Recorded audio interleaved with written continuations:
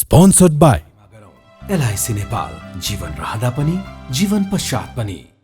गर्वैदेखि बलियो भूगर्भ सिमेन्ट। मेरो देश मेरो जगदम्बा सिमेन्ट। गुणस्तरीय प्लम्बिङको भरपर्दो नाम मार्बल। म पनि आजै नेपाल टेलिकमको एन्टी फाइबर सेवा लिन्छु। नेपाल टेलिकम, राष्ट्रको सञ्चार। रेड ब्लू इनर्जी ड्रिंक सर्वत्र बजारमा उपलब्ध छ। राष्ट्रको शान, किसान। लिकेजको no tension. Pinnacle Academy, Lagankhil, Lalitpur, 25 years of excellence.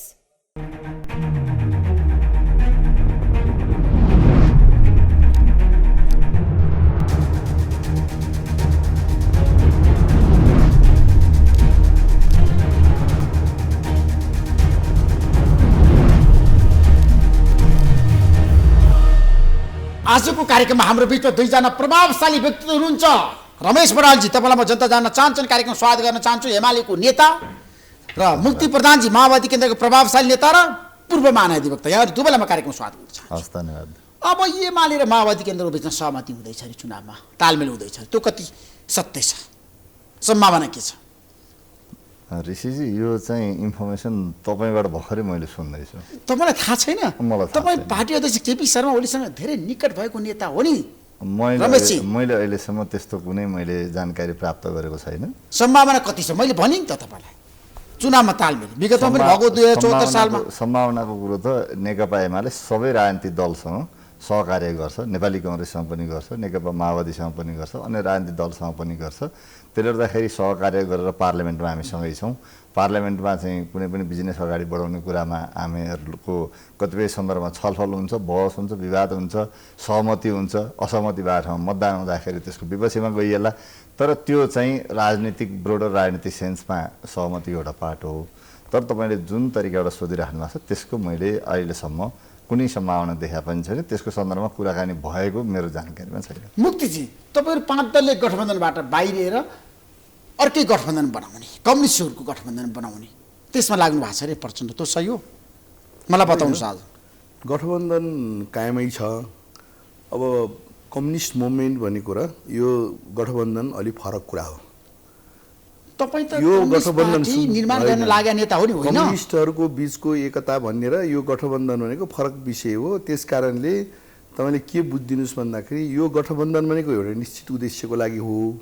लोकतन्त्रको रक्षा, संहिताको रक्षा, धर्मनिरपेक्षको रक्षा, समानुपातिक समावेशी र संविधान मूल्य मान्यता विधि विधानको रक्षाको लागि भएको हो।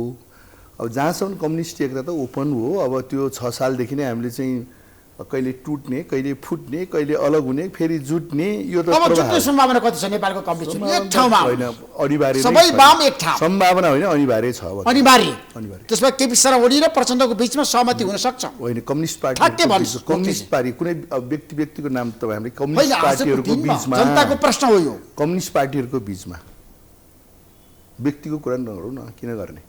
होइन, कम्युनिस्ट पार्टी त व्यक्तिले हाँकेको छ अनि संस्था हो, संस्थाको प्रतिनिधित्व गरेर को आउँछ को जान्छ त्यो अर्कै विषय हो नि। त्यसमा सबै कम्युनिस्ट एक हुन सक्छन्? सक्छ, हुनु आवश्यकतै छ नि। त्यो त किन आवश्यकता पर्यो? किन काङ्ग्रेसको पुच्छर बन्न जानुभयो तपाईहरु? सुन्नु न, नेपालमा 70% जनतामा अहिले 70% जनता, लगभग अहिले 60% जनता गाउँमै छन्। 2 छाक खान नपाउने मान्छे प्रशस्तै छन् यहाँ अझै। बेरोजगार विदेशी गएका मान्छे छन्। चप्पल लाउन पाउने कति प्रतिशत छन्? झुप्रा र चाहिँ झाम्रामा बस्ने मान्छे कति छन्? र चाहिँ के छ भने यहाँका चाहिँ एक पेट राम्रो खान नपाएका मान्छेहरू नेपालमा कति छन्? तिनीहरूको प्रतिनिधित्व कसले गर्ने त? कम्युनिस्टले नगरेर। होइन, कम्युनिस्टले त देश बनाउन सकेन भन्ने आरोप छ। देश त जनता सहित नै बनाउनु पर्यो। जे त्यो फुलबुट्टा गरेर चाहिँ भित्तामा चाहिँ आर्ट गर्ने हो र देश बनाउने भन्ने कुरा? जनताको जनजीवनमा बनाउने हो नि देश भनेको। जनताको भावनामा बनाउने, आस्थामा बनाउने, जनताको अनुभूतिमा बनाउने हो देश भनेको। देश भनेको चाहिँ कुनै आर्टिस्टले चाहिँ भित्तामा लगाएको आर्ट पनि होइन र एकछिनको कुनै जादु पनि होइन। त्यसो केपी शर्मा ओलीसँग तपाईँहरूको सहकारी हुन सक्छ? मैले भनिहालेँ नि, कम्युनिस्ट पार्टीहरूको बिचमा चाहिँ केपी शर्मा ओलीजी लगायत त सम्पूर्ण देशको सबै पार्टी भनेपछि त सिद्धि गयो नि। अब उहाँलाई मात्रै बाहेक गरेर कुरा गर्ने कुरो त अब कम्युनिस्टहरू एक हुने सम्भावना कति छ? मुक्तिजीले एक बनाउनु पर्छ, एक हुनुपर्छ भन्नुभयो, ठ्याक्कै भन्छु है रमेश। मैले तपाईँलाई एउटा कुरो चाहिँ सैद्धान्तिक रूपमा मुक्तिजीले जे कुरो भनिराख्नु भएको छ, सैद्धान्तिक रूपमा चाहिँ यसमा असहमति छ भन्नुपर्ने कारण छैन। असहमति तपाईँको नि छैन? तर तर तपाईँले जसरी प्रश्न सुरुवात गर्दा के भन्नुभयो भने आगामी निर्वाचनको सन्दर्भलाई मैले निर्वाचनमा तालमेल निर्वाचनको सन्दर्भमा चाहिँ मैले आजसम्म पाएको मैले जे सूचना मैले नेताहरूसँग भएका छलफलबाट मैले के प्राप्त गरेको छु भनेदेखि निर्वाचनभन्दा अगाडि यसको सम्भावना मैले निर्वाचनभन्दा अगाडि सम्भावना छैन मुक्तिजी होइन उहाँले सही कुरा गर्नुभयो रमेशले स्पष्ट बोल्नुभयो होइन निर्वाचनमा तालमेल हुँदैन कम्युनिस्टहरूको बीचमा उहाँले आफ्नो एङ्गलबाट राम्रो कुरा राख्नुभयो म पनि त्यही यो अहिलेको गठबन्धन छ नि सत्ता गठबन्धन भन्नुहोस् या निर्वाचन गठबन्धन भन्नुहोस् अहिले तत्काल टुट्नेवाला छैन यो गठबन्धन तत्काल टुट्दैन कम्युनिस्ट मुभमेन्टको एकता भनेको फरक विषय हो यो चाहिँ चुनावमा प्रतिस्पर्धा गर्ने सत्तामा अभ्यास गर्ने पार्टीहरूको बिचमा एकताको प्रश्न अर्कै हो कि त्यसो भए तालमेल चाहिँ काङ्ग्रेससँगै हुन्छ तपाईँहरूको गठबन्धनको अहिलेसम्मको राजनीतिक भोलिको कुरा त भोलि नै विवेचना गरौँला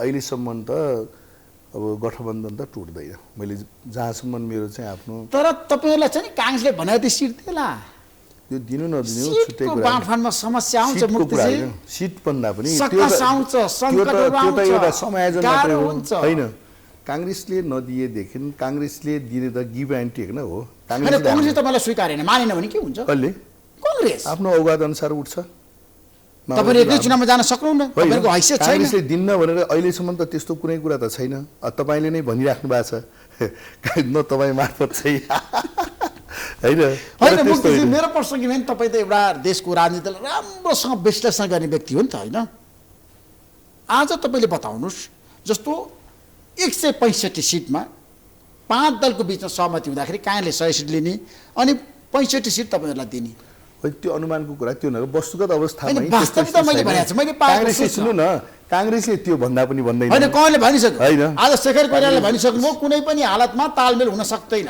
काङ्ग्रेस एक्लै चुनावमा जान्छ काङ्ग्रेस भित्रको पनि विभिन्न ट्रेन्ड र प्रवृत्तिहरू छन् त्यो ट्रेन्ड र प्रवृत्ति एउटा चाहिँ शेखर कोइरालाले एउटा प्रतिनिधित्व गर्नुहुन्छ शेखर कोइराला समूहले त भनिसक्यो आज समूह होइन देउवा समूहलाई उहाँले भन्दै हुन्छ चेतावनी दिइसक्यो विद्रोह गर्ने गरिसक्यो होइन पार्टीभित्रको अन्तर्विरोध भनेको खोला बग्दाखेरि चाहिँ कहिले ढुङ्गाको बिचमा पर्छ कहिले मैदानमा पर्छ त्यस्तो हो नि अन्तर्विरोध काङ्ग्रेस होस् जुनसुकै पार्टी होस् राजनीतिक प्रवाह भनेको के हुन्छ भने समयअनुसार गति पक्रिन्छ त्यसले राजनीतिक प्रवाहले त्यो गति चाहिँ के छ भने काङ्ग्रेसले खटाएको काङ्ग्रेसले दिएकोमा माओवादीले मानिरहनुपर्छ भन्ने पनि त छैन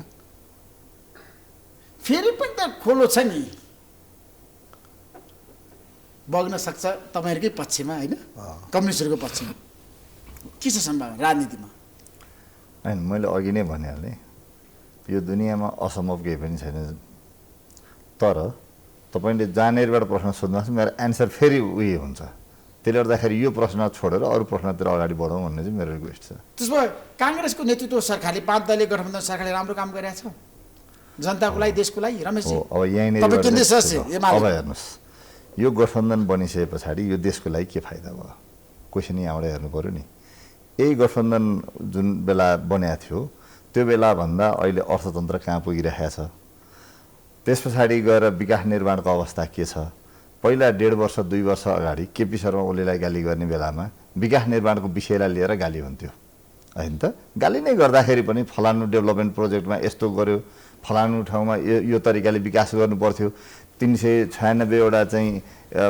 अस्पतालहरू किने एकैचोटि उद्घाटन गरे केपी ओलीले प्रत्येक दिनसम्म चाहिँ उद्घाटन र चाहिँ विमोचन मात्रै गरेर बस्ने अरू केही काम छैन अनि कोभिडको टाइममा कोभिड छोडी चाहिँ यो उद्घाटन गर्न जाने हो यस्तै त हुन्थ्यो आरोप अहिले तपाईँले उद्घाटन विमोचन के अरे शिलान्यास भन्ने चाहिँ दुर्लभ सुन्नुहुन्छ त्यसले गर्दाखेरि डेभलपमेन्टको सन्दर्भमा अहिलेको यो गठबन्धन सरकार बनिसके पछाडि गर्यो के मेरो दोस्रो त्यतिखेर जति डेभलपमेन्टको लागि चाहिँ जति सडकहरूको लागि चाहिँ बजेट छुट्याइएको थियो जति अस्पताल बन्नको लागि बजेट छुट्याइएको थियो अरू डेभलपमेन्ट प्रोजेक्टहरूको लागि जसरी छुट्याइएको थियो त्यसभन्दा पछाडि ती विषयहरू ड्रप हुँदै गए र हुँदा हुँदा अब अहिले त कतिसम्म पनि कुरो सुन्न थाल्यो भने केरुङ काठमाडौँ रेलमार्ग हामीलाई चाहिँदैन यो देशको लागि आवश्यक छैन भन्ने चाहिँ नलिने अनि त्यस पछाडि पूर्व पश्चिम रेलमार्ग चाहिँदैन यो देशको लागि भाएबल छैन भन्ने तरिकाका चाहिँ अभिव्यक्तिहरू एउटा के भन्छ राजनीतिक दलका गठबन्धनका शीर्ष नेताहरूबाट आउन थालेको छ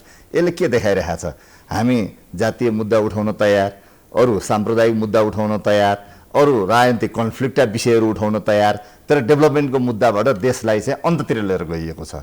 त्यसले गर्दाखेरि यो देशमा समृद्धिको र विकासको विषयवस्तु उठाउने एउटा मात्रै पार्टी हो नेकपा एमाले। त्यसले गर्दाखेरि अरू राजनीतिक दलहरू त्यसो यो सरकार पूर्णतः असफल कहाँ चाहिँ सफल भएको छ? एउटा ठाउँमा सफल भयो यो सरकार। पेट्रोलको मूल्य वृद्धि गर्नेमा चाहिँ यो सरकारले चाहिँ रेकर्ड कायम गरेको छ। यसमा चाहिँ 100मा 100 नम्बर दिए हुन्छ पेट्रोलियम पदार्थको मूल्य वृद्धि। किसानलाई मल उपलब्ध गर्न नसक्ने नालायक भनेर भन्नेमा चाहिँ 100मा 100 भन्दा नि बढी नम्बर दिँदाखेरि हुन्छ यो अहिलेको सरकारलाई। अब तपाईँले सफल भएको ठाउँ चाहिँ मलाई एउटा ठाउँ देखाइदिनुहोस् त। जता ऋषिजी तपाईँ एज अ जर्नलिस्ट तपाईँले मलाई भनिदिनुहोस् यो चाहिँ ठाउँ यो सरकारले राम्रो गर्यो भने एउटा ठाउँ कतै यो देखाइदिनुहोस्। कुरा त मुक्तिजीले भन्नुहुन्छ नि त, उहाँ त सत्तारूढ गठबन्धनको नेता हो नि, बताउनुहोस्। अब यस्तो छ, रमेशजीले जुन कुरा राख्नुभयो त्यो राख्नै पर्छ, किनभने प्रतिपक्षको धर्म भनेको आलोचना नै हो र प्रतिपक्ष पनि सरकारको अङ्ग हो। तथ्य सत्य दिएर भन्नुभएको छ, प्रमाण दिएर भन्नुभएको छ, सरकार असफल भएको। सुन्नु न, प्रतिपक्ष पनि सरकारको अङ्ग हो के, यो कुरो चाहिँ हाम्रो पार्लिमेन्ट्री सिस्टममा प्रतिपक्षले चाहिँ के छ भन्दाखेरि समाधान देखाइदिनु पर्यो नि, होइन? प्रतिपक्ष मात्रै भएर त भएन। आफू जुन सत्तामा रहँदाको क्रममा जुन किसिमको जुनसुकै चाहिँ पार्टीले पनि आफू सत्तामा रहँदाखेरि राम्रो गरे नै भन्छ हेर्नुहोस्, राम्रो गरिन भन्ने कुरो त सिद्धान्तले मिल्दैन, होइन? अब अहिलेसम्म चाहिँ तपाईँको प्रतिपक्ष नेकपा एमाले प्रतिपक्ष, अझ म त के भन्छु भन्दाखेरि धेरै कुरा उठाउनुहोस् तपाईँहरूले, तर रचनात्मक सुझावयुक्त, होइन? र चाहिँ के छ भने सरकार सत्तापक्षलाई ठिक ट्र्याकमा लाने किसिमबाट चाहिँ उठाउने बहिरी दुश्मन तिक्तता त्यो ढङ्गले होइन। म त त्यो भन्ने पक्षमा छु। हाम्रो नेपालमा तपाईँको यो पार्लिमेन्ट्री सिस्टम आएको, यो बहुदल आएको चाहिँ 46 साल यता पनि वास्तवमा यहाँ चाहिँ के छ भनेदेखि हामीले भन्न चाहिँ बहुदल भनेका छौँ। बहुदलको जुन एउटा क्राइटेरिया छ नि, जो सत्तामा गयो उही बदनाम हुने, सिधा कुरा। कुनै पनि सत्तामा गएर चाहिँ बदनाम, किनभने यहाँको कल्चर तपाईँको अरू कन्ट्रीहरू जस्तै विकसित राष्ट्रहरूको चाहिँ के छ भन्दाखेरि उनीहरू एउटा सत्ताको विपक्षमा रहे पनि सरकारलाई अथवा ठिक ढङ्गले ट्र्याकमा लाने हो। हाम्रो कल्चर त के हो भन्दाखेरि सत्ताबाट ओर्लिन मन नलाग्ने, सत्तामा रहँदाखेरि सबै मैले गरेको भन्ने, यो भनिन है। किन भन्दाखेरि भ्याइ नभ्याइ चाहिँ तपाईँको उद्घाटन गर्न जाने, होइन? कम्प्लिट नभएका कुराहरू पनि कम्प्लिट बगरेर उद्घाटन गर्ने, होइन? नाम लेखाउने, होइन? अनि त्यसपछि चाहिँ के छ भन्दाखेरि यो ट्रेन्ड र टेन्डेन्सीले देश आक्रान्त छ कि यो ऊ भनेर चाहिँ भन्नुभयो नि त, शेरबहादुर देउवाको त्यो सरकारले केही गर्न सक्छ। शेरबहादुर देउवाको सुन्नुहोस्, शेरबहादुर देउवाको सरकारले आफै हो, तर हामी त नागरिक हौँ नि, उहाँ पनि नागरिक हो, म पनि नागरिक हो। तपाईँले चाहिँ यो प्रभावशाली नेता भने पनि जे पनि नागरिकै हौँ क्या, हामी राज्यको एउटा नागरिक हौँ, त्यो अमुक पार्टीमा हामी छौँ। त्यसै हाम्रो एउटा छलफलको विषय के हुनु पर्यो भन्दाखेरि नि यसले गर्यो यसले गरेन भनेर हामी विभाजित हुने होइन। हामीले चाहिँ देशमा भ्रष्टाचार बढ्यो, महँगी बढ्यो, यो त तपाईँको कसको पालादेखि सुरु भएको भनेर पहिला त्यहाँबाट खोज्नु पर्यो नि। ट्याग्रेककै यही सरकारको पालामा भन्दा अन्याय त हुन्छ, कसको पालादेखि? शेरबहादुर त होइन, शेरबहादुर त अहिलेको सरकार न हो, योभन्दा चाहिँ 1 वर्ष अगाडि को थियो, त्योभन्दा 2 वर्ष अगाडि को थियो, त्योभन्दा 4 वर्ष अगाडि के थियो, श्रृङ्खला। किनभने तपाईँको नेपालमा पेट्रोलको भाउ यत्रो वर्ष नेपालमा पेट्रोल प्रचलनमा आएदेखि अहिलेसम्म 100 रुपियाँ 90 रुपियाँ थियो नि अस्तिसम्म, अनि चाहिँ तपाईँको चाहिँ 6 महिनाभित्र चाहिँ अर्को 100 रुपियाँ थपिन्छ। यो महँगीको ग्राफ छ नि, त्यो कुनै एउटा अमुक सरकार आएर उसले बढाएको ग्राफ होइन। यहाँ त चाहिँ के छ भन्दाखेरि आरोप प्रत्यारोप त एक दोस्रोमा छ। यो सरकार भनेपछि उसको सक्सेसर जो पनि हुन्छ, हिजोको सरकारको सक्सेसर अहिलेको सरकार हो। जस्तै केपी शर्मा ओलीको सक्सेसर सरकार हो नि हो, केपी शर्मा ओलीले गरेका कुराहरू उहाँले चाहिँ के छ भने सक्सेसर उत्तराधिकारीको हैसियतले चाहिँ स्याहार्नुपर्ने हुन्छ क्या। यो सक्सेसरको थ्योरी हो कि अन्तर्राष्ट्रिय कानुनमा पनि उहाँलाई पनि थाहा छ।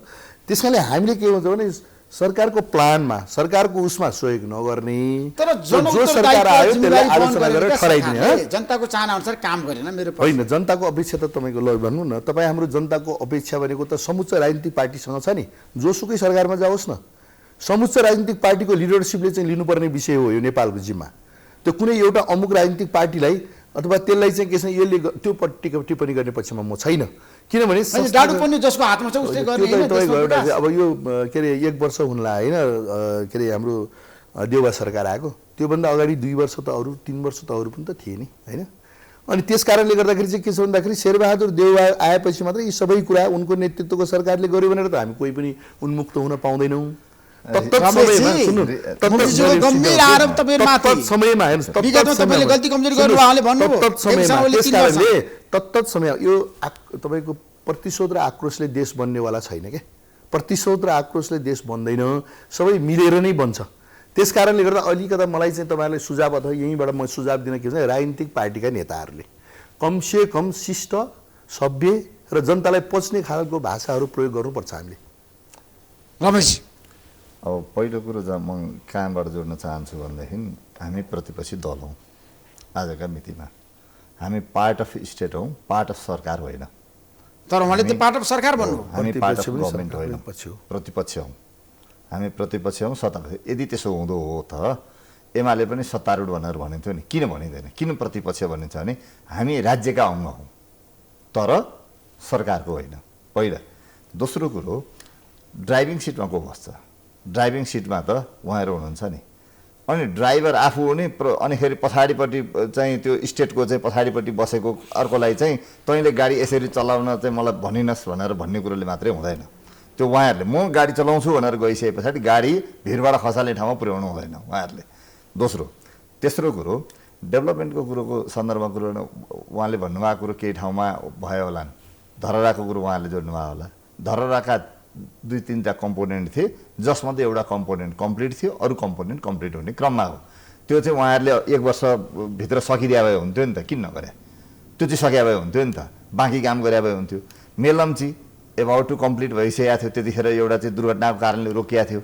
उहाँहरूले अब कहिले कहिले ल्याउनु भयो मेलम्चीको पानी भने अस्ति स्थानीय तहको चुनावमा जनताको भोट चाहियो, पानी ल्याउनु भयो। अब कहिले ल्याउने रे भने मेलम्चीको पानी अब कार्तिकमा भोट खसाल्ने बेला मात्रै पानी ल्याउने रे, त्यसरी भोट खसाले पर्सिपल्ट फेरि बन्द गर्ने। अब उहाँहरूले ल्याउने प्लान यही हो गठबन्धनको। मैले उहाँ भन्नुको मतलब गठबन्धनलाई भनिरहेको छु हो। अब त्यस पछाडि यसभन्दा बाहेक तपाईँलाई मलाई एउटा कुरो बताइदिनुहोस्, ल यो सरकार बनिसकेपछि, ल केपी शर्मा ओलीको सरकारको टाइममा केही भएन भनेर भनिरहँदाखेरि अहिले सरकार आइसके पछाडि एमालेको पालामा सुरु भएका 396वटा अस्पतालमध्ये कम्प्लिट गरेर यो अवधिमा चाहिँ मैले यतिवटा कम्प्लिट गरेँ भनेर भए नि हुन्थ्यो। ल कम्प्लिट गरेको थिएन, एमालेलाई गाली नै गरे भए हुन्थ्यो, तर सुरुवात त गरे भए हुन्थ्यो नि। तर कहाँनिर सुरुवात भयो मलाई एउटा कहीँ बताइदिनुहोस्, कुनै एउटा ठाउँ यो वर्षको अवधिमा प्रत्येक निर्वाचन क्षेत्रमा बनाउन लागेका बाटो सबै उहाँहरूले अस्वीकार गर्नुभयो हो, बाटोहरू बनेनन्। अब उहाँहरूले कुन चाहिँ बाटो नयाँ बनाउन सुरुवात गर्नु एउटा ठाउँ बताइदियो हुन्छ। ल यो चाहिँ एउटा कुनै ठाउँ बताइदिनु। सुन्न, यसो हो, राष्ट्रिय परियोजनाहरू कुनै पार्टीको विशेषको हुँदैन। राष्ट्रिय परियोजना एकदम सही हो दाइ, तर सुरु भएको परियोजनाहरू चाहिँ किन ड्रप गरियो? क्वेसन त हाम्रो यहीँनेरि परियोजनाहरू एमालेले ल्याएको हुनाले यो ड्रप गर्नु पर्यो भनेर भन्ने नै यहीँनेरि बायसनेस भयो। यस्तो बायसनेस राख्नु हुँदैन थियो भन्ने कुरो चाहिँ होइन। राष्ट्रिय परियोजना जनता लक्षित कार्यक्रम होइन, राष्ट्रिय परियोजना जनता लक्षित कार्यक्रमहरू त्यो सिद्धान्त त रोक्नु मिल्दैन। म पनि सहमत छु। कसरी रोक्यो? म आज अर्को कुरो सुन्नुहोस्, कसरी रोक्यो दाइ? म एउटा लाइन सम्झिहाल्छु। आज कान्तिपुरमा न्युज मैले बिहान रेडियो सुने, त्यहाँ चाहिँ यो राष्ट्रिय बिमा कार्यक्रम अहिलेको सरकारले प्लान वे ढङ्गबाट प्राइभेटाइज गर्न खोज्दैछ। त्यो राष्ट्रिय स्वास्थ्य बिमा कार्यक्रम के को लागि ल्याइएको थियो?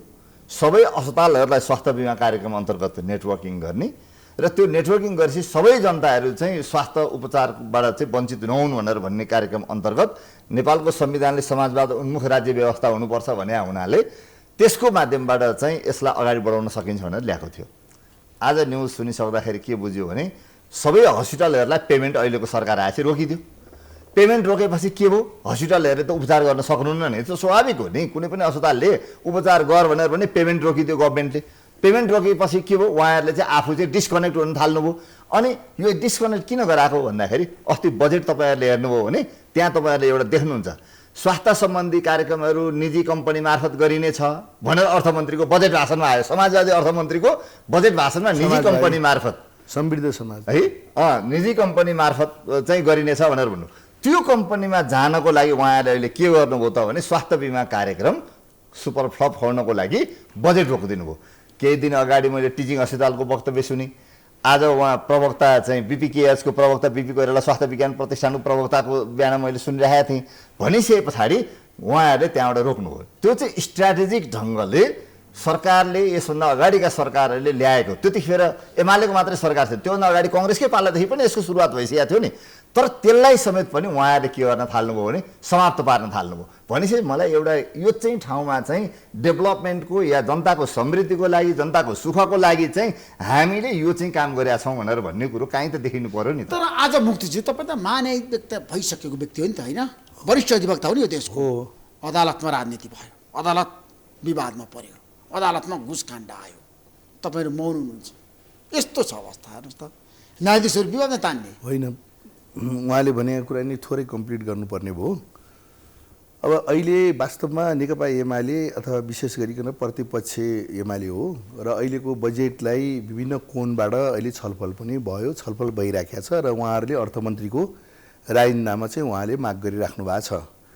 अब आफूले भनेको अनुसारको बजेट नआउने बित्तिकै अर्थमन्त्रीकै राजीनामा जुन उहाँले माग्नुभयो र अर्थमन्त्रीले पेश गरेको बजेटलाई उहाँहरूले सुन्दर एकदमै चाहिँ जनता लक्षित छ भनेर उहाँहरूले भन्न सक्यो भने त महानै भइहाल्थ्यो। तर के हो भने छलफल त आफ्नो ठाउँमा छ, टिप्पा टिप्पणी आफ्नो ठाउँमा छ। तर के हो भन्दाखेरि अहिलेको अर्थमन्त्रीले जुन बजेट पेश गर्नुभयो संसदमा, त्यो बजेट चाहिँ के छ भने कुन लक्षित छ भन्ने कुरो अलिकति यहाँ बहस गरेर अहिले सम्भव छैन। किनभनेदेखि उहाँहरूलाई चित्त बुझ्दैन। हिजो आफूले जुन लक्षित गरेका जुन ठाउँहरूमा चाहिँ त्यो सपोर्ट गर्ने त फेरि आफ्नो आफ्नो पार्टीको त आफ्नो आफ्नो कार्यक्रम हुन्छ नि, गठबन्धनको आफ्नो कार्यक्रम हुन्छ नि। अनि चाहिँ नेकपा एमाले जनार्दन शर्माको बचाउ गरिरहनु भएको छ भने बचाउ होइन, यथार्थ कुरा भनिरहेको छु।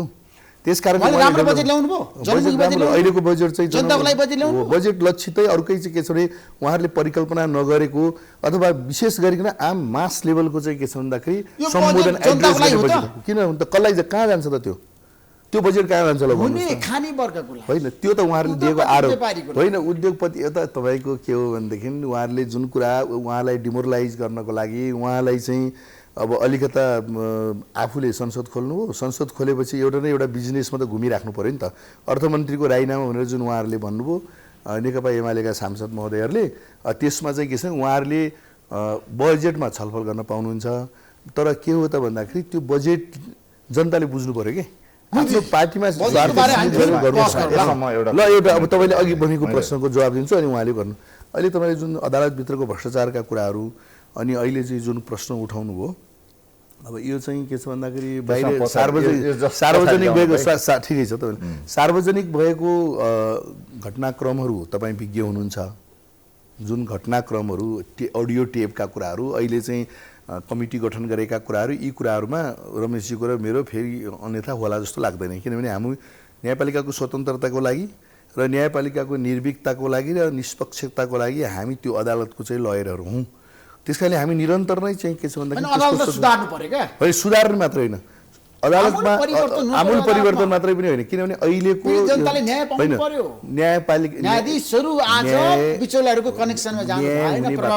जनतालाई जो जनता न्यायको तिर्खामा रहेको जनताहरू छन् त्यो जनतालाई न्यायको अनुभूति दिलाउनु पर्यो भन्नु पर्यो क्या हामीले।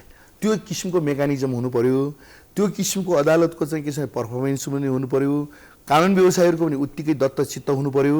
त्यो परिकल्पना चाहिँ के छ भने त्यो न्याय सम्पादनको जुन परिकल्पना हो नि अहिलेको घटनाक्रमले जो धमिलिएको छ सबैले देखिरहेको छ नि।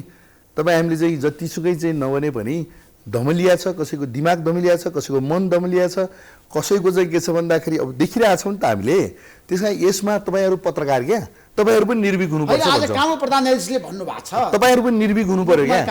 आत्तिनु पर्दैन, अदालत सुध्रिन्छ होइन। उहाँले त भन्नु स्वाभाविकै हो, कामु प्रधान न्यायाधीश हेड अफ इन्स्टिट्युसनले अब भन्ने कुरा त भनिहाल्नुहुन्छ।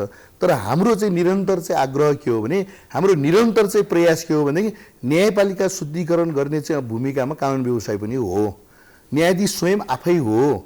तर अहिलेको जुन किसिमको समाचारहरू सम्प्रेषण भइराखेको छ, मिडियाबाट अहिले जुन कुराहरू बाहिर आइराखेको छ, ती बाहिर आएको कुरामा चाहिँ सबै जनताहरू सबै चाहिँ के छ स्टेक होल्डरहरू कानुन व्यवसायले चाहिँ न्यायाधीशको प्रश्न मात्रै होइन, सिङ्गो न्यायको अनुभूति प्राप्त हुनुपर्छ भन्ने चाहिँ सम्पूर्ण न्यायप्रेमी चाहिँ के छ भन्दाखेरि जनताहरूको त त्यसमाथि त खबरदारी हुनु पर्यो नि त, होइन र?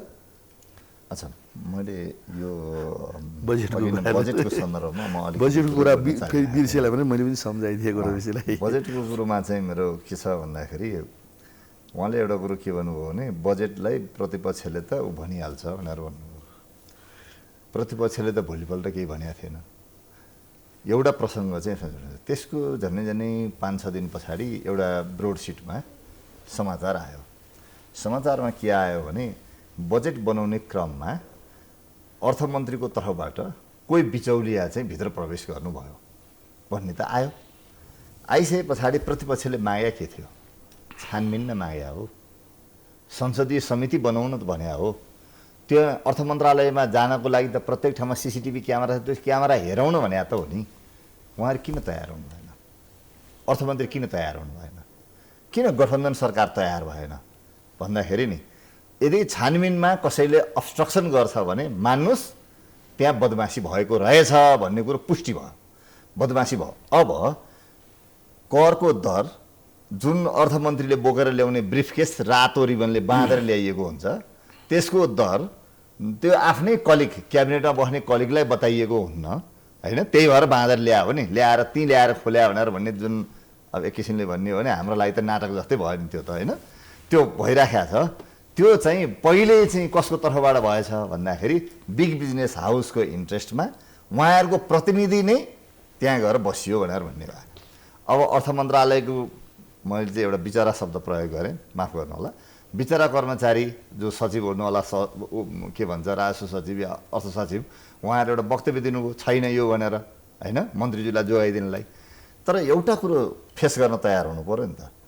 सीसीटीभी क्यामेरा त सिंहदरबारभित्र छ। अर्थमन्त्री देखाउँदैन भन्नुभएको छ। एमालेलाई किन देखाउने? म एमालेलाई चिन्दिनँ। एमालेलाई किन मसँग जनता जान चाहन्छ कार्यक्रममा जनार्दन देखाउनु?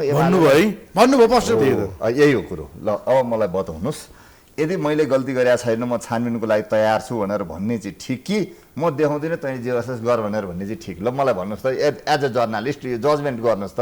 जनताले पनि बुझ्नुहुन्छ नि। यदि गल्ती गरेका छैन भने मान्छेले म खुला छु मेरो सबै सीसीटीभी हेरे हुन्छ भनेर भने भएदेखि अर्थमन्त्रीज्यूले ठिकै भन्नुभयो। जनार्दनले राम्रो बजेट ल्याएको विरोध गर्नुभयो सहन नसकेर। एकदम के ईर्ष्या त हुने भयो, ईर्ष्याको भनेर भन्नुभयो होइन। उहाँहरूको लागि यो दाइहरूलाई पनि एउटा बाध्यता छ, किनभने चुनाव आइसक्यो। कङ्ग्रेसले च्यापिँदैन भने पैसा कहाँबाट ल्याउने? त्यो पैसा ल्याउनको लागि त फेरि दाइ पनि चुनाव लड्न जानुहुन्छ, अनि त्यसमा पनि खर्च हुन्छ, दाइलाई पनि त्यसको पैसा चाहिन्छ। अनि त्यो चाहिने भएपछि के गर्नु पऱ्यो नि त? बजेट त राम्रो भयो भनेर भन्नु परेन भने ऋषिजी यो त इजी कुरा छ नि, यसमा त हामीले अन्यता लिनु परेन यो कुरो। नत्र भनेदेखि मलाई एउटा कुरो बताउनुहोस्, त्यो सीसीटीभी क्यामेरा एमालेलाई किन देखाउनु? आम जनताले देख्ने गरी टेलिभिजनबाट लाइभ कास्ट गर्दै भयो नि त। त्योभन्दा अगाडिको जुन दिनमा क्वेसन उठेको छ नि त्यही दिनको सीसीटीभी लाइभ कास्ट गर्यो भने त आम 3 करोड नेपाली जनताले लाइभ हो टेलिकास्ट गरिदिन्, लाइभ कास्ट गरे भयो नि त।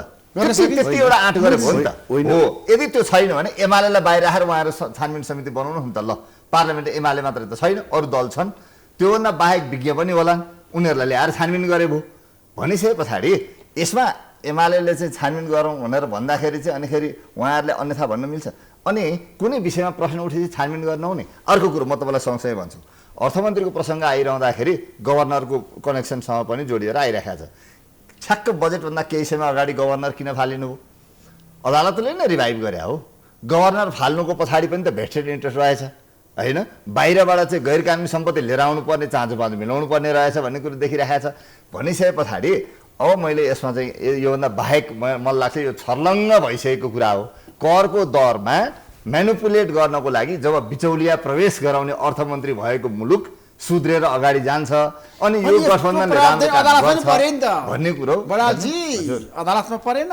अदालतमा पनि त न्यायाधीशहरू विवादमा एकदम सही कुरो छानबिन गर्नुपर्छ। सुन्नुहोस्, मैले एमालेले किन न्यायालयलाई सुधार्न चाहेन? सुन्नुहोस्, एमालेले यसमा एमाले किन मौन छ, किन बोल्दैन? अनि काङ्ग्रेसले चाहिँ के बोलेको छ? त्यसले एउटा कुरो के हो भने यसमा हामीले के हेर्नु पर्यो भने हामीले बोलेका छौँ, हामीले के भनेका छौँ भने यो विषय छानबिन हुनुपर्छ, दोषीहरू कारबाहीको दायरामा ल्याउनुपर्छ, हामीले भनेको कुरो यही हो। यसमा फेरि मैले मुक्ति दाइसँग डिफर गर्दिनँ। यो चाहिँ न्यायपालिकाको यो पार्टमा जुन दाइले भन्नुभएको छ नि यो पार्टमा मैले डिफर गरेँ, यो विषयमा विमति छैन। त्यसले गर्दाखेरि न्यायपालिकाको म यसमा बरु कम्प्लिमेन्ट के गर्छु, थप्छु के भनेदेखि नि न्यायपालिकाको शुद्धिकरणको लागि हामीले न्यायाधीशको मात्रै होइन हामी वकिलको पनि सम्पत्ति छानबिनको दायरामा आउनु पर्यो। हामीले कर तिरेका छौँ कि छैनौँ त्यो पनि हेरिनु पर्यो।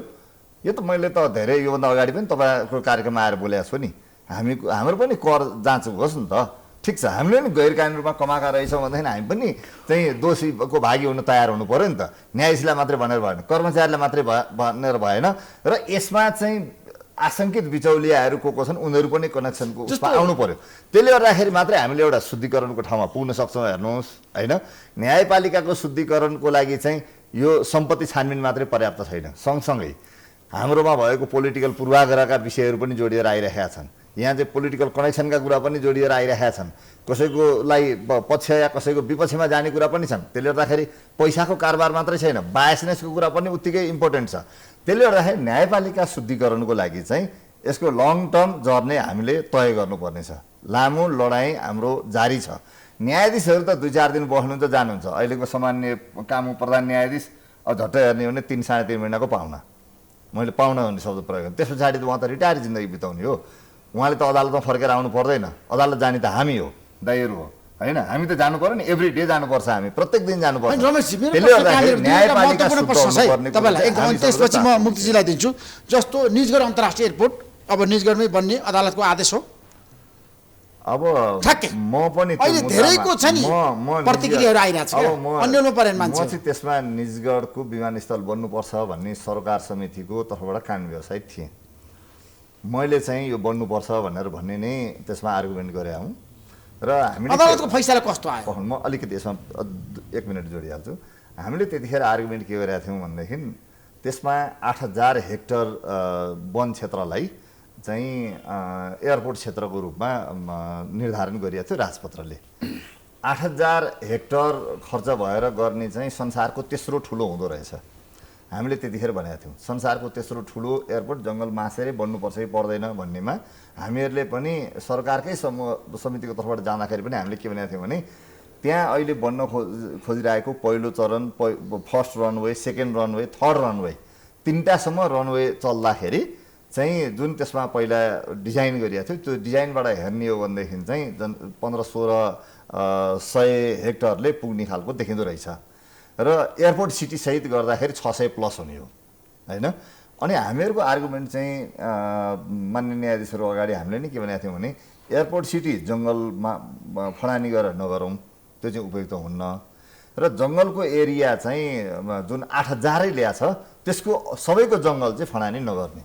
तर एयरपोर्ट बन्नको लागि जति जमिन चाहिन्छ टाङ्गिया बस्ती र वरपरको एरियाहरूमा चाहिँ बन्न चाहिँ उपयुक्त हुन्छ। त्योभन्दा विकल्पमा गयौँ भनेदेखि हामीहरूले एयरपोर्ट बनाउन सक्दैनौँ। हाम्रो पनि त्यो आर्गुमेन्ट थियो।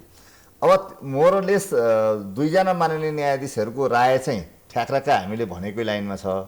3जना बहुमत माननीय न्यायाधीशहरूको राय चाहिँ के छ भने त्यो लगायत अन्य विकल्प पनि हेरे हुन्छ भनेर भन्ने छ। यसको मतलब सरकारको लागि त्यहाँ 3जना माननीय न्यायाधीशहरूले दिनुभएको रायमा 2400 हेक्टर जमिन चाहिँ त्यहाँ आवश्यक पर्ने रहेछ, त्योभन्दा बढी प्रयोग हुने देखिन्न।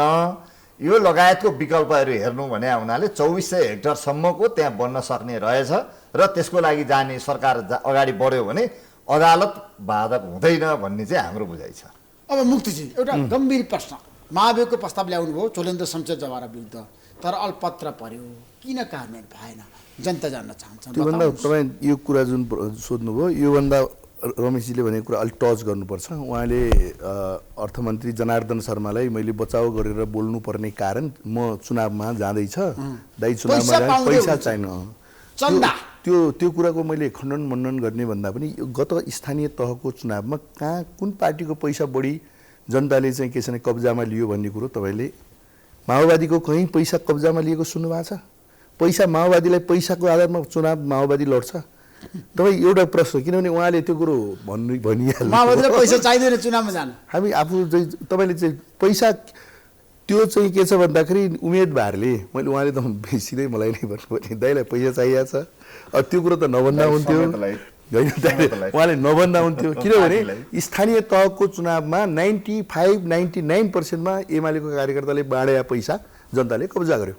पैसा कुन पार्टीलाई चाहिन्छ भन्ने कुरो तपाईँले बुझ्दैनस् होइन? पैसा कब्जा गर्यो नि, सबैतिर कब्जा गर्यो नि जनताले। मान्छे कब्जा गर्नुभयो पैसा कहीँ पनि भेट्यो यसको मिनिङ के हो भने द्याट इज द स्क्यान्डल त्यो स्क्यान्डल थियो सुन्नुहोस् त्यसैले त्यो कुरा रमेशजीको जिब्रो अब स्प्लिट भएको हो कि अथवा उहाँले किन त्यो कुरा भन्नुभयो म चाहिँ भन्नु पो तर पैसा कहाँबाट भयो भन्दाखेरि अरूबाट भयो सुन्नु न लास्टमा मैले के भन्छु भने जनार्दनलाई बचाउ गर्नुपर्ने कुनै जिम्मेवारी मैले चाहिँ के छ सीसीटीभी उहाँले भन्नु सीसीटीभी हेर्नेले हेर्छ एमालेलाई मैले देखाउनु जरुरी छैन भन्नु देखाउनेले देख्छ पार्लियामेन्टमा देखाउनु हेरेर आउनुहोस् हेर्नेले देख्नु तर एमालेको माग चाहिँ के छ गैर कानुनी एमालेको माग चाहिँ होइन एमालेलाई छानबिनको लागि हामी तयार छौँ पार्लियामेन्टमा हामी पेश गर्छौँ भनेर भन्ने कुरो पार्लियामेन्टमा पेश एमालेले भन्दैमा पेश गर्नु चाहिँ पर्दैन क्या एमालेले के कुरा उठाउँछ त्यो कुरा चाहिँ परीक्षण हुनु पर्दैन होइन उहाँले जुन कुरो राख्नुभयो नि उहाँले त्यो कुरो जुन पैसा चाहियो दाइले चाहिँ त्यो के अरे सीसीटीभी देखाइदा के फरक सुन्नु न उहाँको बचाउ गरिएको छ मैले सुन्नु न उहाँले जुन भन्नुभयो त्यो चाहिँ सुन्नुहोस् त्यो अलि हास्यास्पद कुरा गर्नुभयो नि उहाँले हास्य के भने अब जनार्दन शर्मालाई बचाउ गर्न दाइ चुनाव उठ्दै हुनुहुन्छ पैसा चाहिएको छ अनि उहाँको बचाउ त्यो कुरो त गलत कुरा हो नि त उहाँले फिर्ता लिनुपर्छ त्यस्तो कुरा गर्नु हुँदैन म त सुझाव के दिन्छु भने त्यस्ता कुराहरू तपाईँ हाम्रो लेभलबाट हुँदैन किनभने एक त म एकचोटि चुनाव उठेको अनुभव छ म चाहिँ आफ्नो चाहिँ के छ भन्दाखेरि मलाई राम्रो थाहा छ फेरि पनि उठ्न सक्छु तर फेरि पनि उठ्न सक्छु के जनार्दनसँग पैसा लिएर म चुनाव उठ्न जान्छु त मुक्ति प्रधान के जनार्दनसँग पैसा लिएर चुनाव उठ्नुपर्ने मान्छे हो उहाँले भन्नुहोस् यो कहाँबाट गर्नुहुन्छ त्यो उहाँहरूले जान्ने कुरा तर मेरो क्वेसन मेरो तर चाहिँ एउटा कुरा तपाईले त्यस्तो कुरा नगर्नुस् म एउटा कुरो के भन्छु भने जनताले हेरिरहेछ जनता जान्न चाहन्छन् हैन जनता जान्न चाहन्छन् जनार्दनजीले 24 जनार्दनको कुरा जनार्दनजीले भन्नुभएको छ त्यतिखेर हाम्रो पार्टीले उठाउनु भन्दा पहिले ब्रोड सिटमा आयो किनभने माओवादी जनार्दन अर्थमन्त्री हुनुहुन्छ उहाँलाई अट्याक गरेपछि टोटल माओवादी चाहिँ ब्रितलाई र अहिलेको गठबन्धनलाई चाहिँ अट्याक गर्न सकिन्छ भने उहाँहरूको दाउ सबैले बुझेकै छ नि के नेकपा एमालेलाई बुझेको छैन यतातिर जानु पर्यो नेकपा एमालेले राम्रो बुझेको छ यो नेपाली जनताले सबैले त्यसैले हामी दुई भाइ बीचमा त्यो तिक्तता तपाईँ र मैले माधव नेपाल र केपी ओलीले कुरा गरेपछि मुख खुल्ला गर्नुपर्छ भन्ने कुरा हामीले किन गरिरहने दाइ यसमा यति मात्रै हो यति एउटा कुरो बताइदिनुहोस् कि जनार्दनजी चोखो हुनुहुन्थ्यो भने त्यो तपाईँको आर्गुमेन्ट हो मेरो आर्गुमेन्ट एकदम स्ट्रङ आर्गुमेन्ट मात्र स्ट्रङ एउटा यो सुन्नुहोस् यो क्राइम हो अर्थमन्त्रीले जुन काम गरिराख्नु क्राइम हैन सुन्नुहोस् कुनै पनि बजेटको सन्दर्भमा बजेटले आफ्नो जिम्मेवारी पुरा गर्दाखेरि क्राइम हुन्छ जिम्मेवारी पुरा गर्दा क्राइम हुन्छ जिम्मेवारी पुरा गर्दाखेरि मन्त्री र सचिव मात्रै बसेर करको दर फेर्नु भएको थियो भने त्यो कानुन हैन बिचौलिया प्रवेश भएको छ भने द्याट इज क्राइम हैन त्यसले गर्दाखेरि बिचौलियाको प्रवेश भएको छ भनेर भन्ने कुरा हैन सबै पत्रिकाले लेखे उहाँले राजनीतिक प्रतिशोध हो अनि एमालेलाई देखाउँदैन उहाँले कसो सुन्नुस् जनतालाई देखाए भयो श्रृंखलाबद्ध ढंगले उहाँले के गर्नुभयो केपी शर्मा ओली आफू सत्तामा हुन्जेल अब मैले भन्नै पर्छ यहाँ उहाँले निरन्तर रूपमा चाहिँ के छ भन्दाखेरि सभामुखमाथि अट्याक गर्नुभयो जब चाहिँ उहाँहरूको आफ्नो सरकार ढलिसकेपछि उहाँहरूले एकपछि अर्को हुँदै अलि जनार्दन शर्मामाथि त्यो पेतुकको कुराहरू गर्नुहुन्न भन्ने पक्षमा छु कि म चाहिँ अब जहाँसम्म सभामुखको कुरो गर्नु पनि म एउटै यहीँ आएँ सभामुखको सन्दर्भमा पनि आएँ अनि उही सभामुख होइन उहाँ अग्नि सापकोटा जसले माओवादीले चाहिँ चिठी काटेको भोलिपल्ट निष्कासन गर्ने एमाले चिठी काटेको चाहिँ 15 दिनसम्म लुकाएर राखेर अनि पछाडि चाहिँ पार्टी फुटाउन लाग्ने उहाँलाई अट्याक नगरेर के तेल मालिस गर्ने घटनाक्रम होइन षड्यन्त्रमूलक ढङ्गबाट जब सभामुखले षड्यन्त्रमा सामेल गर्नुभयो होला अनि एमाले पार्टी फुटाउन उहाँ जतिको मान्छे लागेर षड्यन्त्र गरे होइन उहाँ षड्यन्त्रमा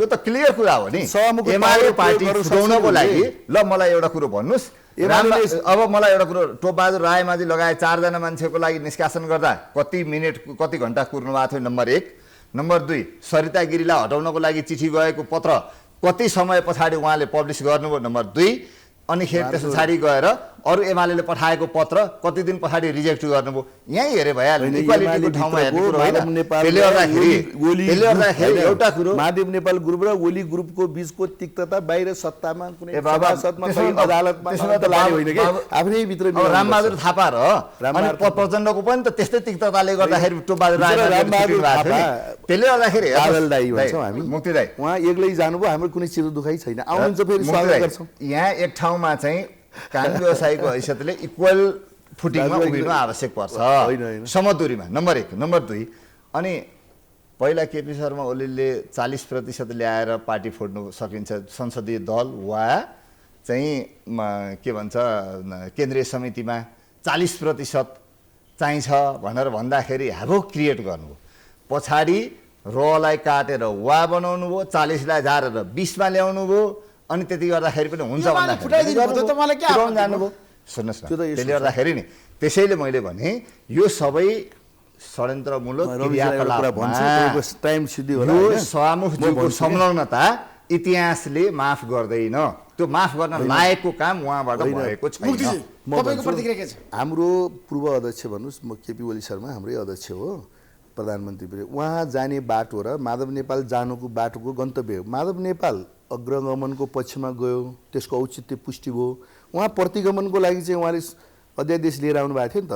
त्यो प्रतिगमनलाई स्वीकार गर्ने अब्जेक्टिभ के हो त्यो पो हेर्ने, त्यो टेक्निकल कुरा हेरेर त भएन नि। अब यहीँबाट थाहा भयो नि। भनिसकेपछि अग्रगमनमा जान हाम्रो अर्थमन्त्रीज्यूले बिचौलियालाई भित्र छिराउनु होइन। अब कुरो बुझियो। अब यति भएपछि त अब प्रश्न जनताले जान्न चाहन्छ। अर्थमन्त्रीज्यू यही अग्रगमनको लागि बिचौलियाको प्रवेश अग्रगमनको लागि रहेछ भन्ने कुरो चाहिँ मारेको कुरातिर जानु परेन दाइ। अग्रगमन चाहिँ यहाँनिर रहेछ भन्ने कुरो प्रश्न होइन। प्रतिगमन भयो भनेदेखि अब त्यो भएन। अग्रगमनको लागि त बिचौलिया राखेर बजेट बनाउन मिल्दो रहेछ। बिचौलिया होइन, बिचौलिया होइन। माधव नेपालको कुरा ल्याउनु न। माधव नेपालको अग्रगमन हो नि, लोकतन्त्रलाई समर्थन गर्ने, संविधानलाई संशोधन, संघीयतालाई समर्थन। माधव नेपाल अग्रगमन, संविधानलाई मार्ने, लोकतन्त्रलाई मार्ने, संहितालाई, त्यो प्रतिगमन। अब हेर्नुहोस् यहाँ अब यता हामी कुरा गरिरहेका छौँ, तर्क नभइसके पछाडि अब उहाँ प्रतिगमनतिर लाग्नुभयो। मलाई एउटा कुरो बताउनुहोस्, सुरुमा मेरा एकदम अनन्य मित्र वरिष्ठ अधिवक्ता दाइले भएको कुरो र अब अन्तिममा भनेको कुरो काहीँ मिल्दो रहेछ, मिलिहाल्छ नि। किन मिलेन प्रतिगमन यतातिर जानु। हामीले के भन्नु, करेक्सन गर्नुपर्छ, गलत भइरहेको छ त्यो करेक्सन गरौँ हो। डेभलपमेन्टमा जहाँ ह्याम्पर गरिरहेको छ जनार्दन शर्माको कुरा, जहाँनिर अर्थतन्त्रमाथि बदमासी भइरहेको छ त्यहाँबाट करेक्सन गर्नुपर्छ, छोपछाप गर्नु पर्यो। मैले त्यो भन्ने हुन्छ त, हुँदैन नि त। हामी त लजिकल्ली नै हामी छलफल गर्दैछौँ। महाभियोगको प्रस्ताव कहाँ तुइयो, कहाँ तुइया छ, प्रोसेसमा चाहिँ कहाँ हुन्छ, हुँदैन। हेरिबस्नुहोस् न, उहाँ आफै पनि ल भन्नुहोस्, रमेशजीले महाभियोगको प्रस्ताव चोलेन्द्र विरुद्धको प्रस्ताव तुइयो भन्ने पक्षमा हुनुहुन्छ उहाँ? ल भन्नुहोस्। महाभियोग प्रस्ताव ल्याउनुपर्छ भने चाहिँ मैले हो। ल हेर्नुहोस् त, महाभियोग प्रस्ताव ल्याउनुपर्छ भन्नेको जतिखेर महाभियोगको विपक्षमा हुनुहुन्थ्यो त्यतिखेर म महाभियोगको पक्षमा थिएँ। विपक्ष सुन्नुहोस्, विपक्षमा चोलेन्द्रको विपक्षमा कहिले छ? ल भन्नु। होइन होइन, त्यही भएर त समर्थनमा हुनुहुन्थ्यो, थाहा छ नि। हामीले एउटा उसलाई विरुद्ध जो महाभियोग लगायौँ त्यसको पक्षमा हो नि त हामी त। अब मलाई एउटा कुरो बताउनुहोस्, हामीले सुरुदेखि नै के भनेको थियौँ भने बदमासी गरेको छ भने महाभियोगबाट हटाउने हो। त्यहाँ बसेर त्यो के भन्छ ढुङ्गा हान्न जाने होइन प्रधान न्यायाधीशको गाडीमा हो, अगाडिपट्टि ढुङ्गा हानेर नजाउँ। मैले दुईवटा चिज भनेको थिएँ बारको सन्दर्भमा। मैले दुईवटा चिज भनेको थिएँ, माग र मोडालिटीमा परिवर्तन गरौँ, महाभियोगको बाटोमा चाहिँ सबै राजनीतिक दललाई कन्भिन्स गर्न जाउँ। दाइहरूले त्यतिखेर यो सल्लाहकारको बैठकमा डाक्नुहुन्थ्यो, म कहिलेकाहीँ जान्थेँ। मेरो कुरो कहिले सुन्नुहुन्न थियो, त्यही भएर जनतालाई सुन्नुलाई भने तपाईँ कहाँ आउँथेँ म, यहीँबाट सुनाएको हो नि मैले। रेकर्डेड छ यो त, दाइहरूले भन्नुभएको कुरो रेकर्डेड छ कि थाहा होइन, हामीले भनेको कुरो रेकर्डेड छ। न्यायपालिका त्यसले गर्दाखेरि हामी हो, न्यायपालिका बस्नुभयो, त्यसमा हामीले त्यो नगरौँ भनेको लागि हेर्नुहोस्। विरोधी खेमामा गए होइन, उहाँ अलिक तटस्थ होइन। हामी एउटा उसको पक्षमा महाभियोगको बाटोबाट मात्रै जानुपर्छ। बहिर्गमन हुँदाखेरि महाभियोगको बाटो मात्रै हुन्छ। तपाईँहरूको आन्दोलनभन्दा अगाडि नै मैले आएर भनेको छु, भदौतिर, सायद गएको साल भदौतिर नै आएर मैले भनेको छु। भूमिका खेल्नु पर्यो। जाम्न के भयो र होइन महाभियोग पास गर्ने भूमिकाको लागि तपाईँहरूको गठबन्धन छ, तपाईँको सभामुख जो तपाईँ- हुनुहुन्छ, तपाईँको प्रस्ताव पार्टीको सभासद छ नि? छलफल ए गराउनु बाबा, होइन। तपाईँले हाम्रो सभासदबाट पुनी बाटै दिनुभएको छैन। कसरी त? कहिले पठाउनु ल, कहाँ? अनि महाभियोग समितिमा पठाउनु भएको छ तपाईँले अहिलेसम्म? होइन छलफल हुन्छ नि त कहिले महाभियोग समितिमा पठाउनुहोस् न पहिला। पहिले एमाले त लान्छ नि त। बन्द गरिरहेको छ। अहिले लाने पनि त महाभियोग तपाईँ- समिति होइन महाभियोग समितिमा चाहिँ के छ भनेदेखि छलफल हुन्छ नि तपाईँहरूको चाहिँ महाभियोग पार्टीमा समितिमा मान्छे लिएर पनि त्यही त कहिले पठाउनुहुन्छ महाभियोग समितिमा जान्छ। लिएर जानुहोस् न। हामी त्यसले गर्दाखेरि नि महाभियोगको पछिमा यो हामी दुई भाइ सँगै छौँ गठबन्धनले सँगै हुनुहुन्छ तपाईँ सँगै छौँ। महाभियोगको प्रस्तावको पछि विपक्षमा महाभियोगको विपक्षमा त होइन होइन। चोरेन्द्रको विपक्षमा भने के त्यो त छँदैछ नि। त्यसमा त्यही त अरू भने के नि। थप थप पार्नु पर्ला भनेर भन्ने, अरू मान्छे पनि बदमास छ भने त्यसलाई ल्याउँ भनेर भन्ने हो, चाहिँ हो। अब हो। अहिले उहाँले पछिल्लो यति घटनाक्रममा- भएको छ, योभन्दा सुन्नु, बाहेक सुधार चाहिँदैन भन्ने अहिले कुरो न्यायाधीश र तयारी गर्छ, तपाईँको यति मात्रै हो। न्यायाधीशको र एउटा वकिलको टेप प्रकरणमा पनि छानबिन होस् भन्ने हामी हो। दुवै दाजुभाइको मैले त एउटै पब्लिकले लेखाएको छु त्यो छानबिन हो, हुनुपर्छ। थ्याङ्क यू सो मच यहाँहरू दुवैलाई धेरै धेरै धन्यवाद नमस्कार। Sponsored by एलआइसी नेपाल, जीवन रहँदा पनि जीवन पश्चात पनि। गर्वैदेखि बलियो भूगर्भ सिमेन्ट। मेरो देश मेरो जगदम्बा सिमेन्ट। गुणस्तरीय प्लम्बिङको भरपर्दो नाम मार्बल। म पनि आजै नेपाल टेलिकमको एन्टी फाइबर सेवा लिन्छु। नेपाल टेलिकम राष्ट्रको सञ्चार। रेड ब्लू इनर्जी ड्रिङ्क सर्वत्र बजारमा उपलब्ध छ। राष्ट्रको शान किसान। लिकेजको no tension. Pinnacle Academy, Lagankhel, Lalitpur, 25 years of excellence.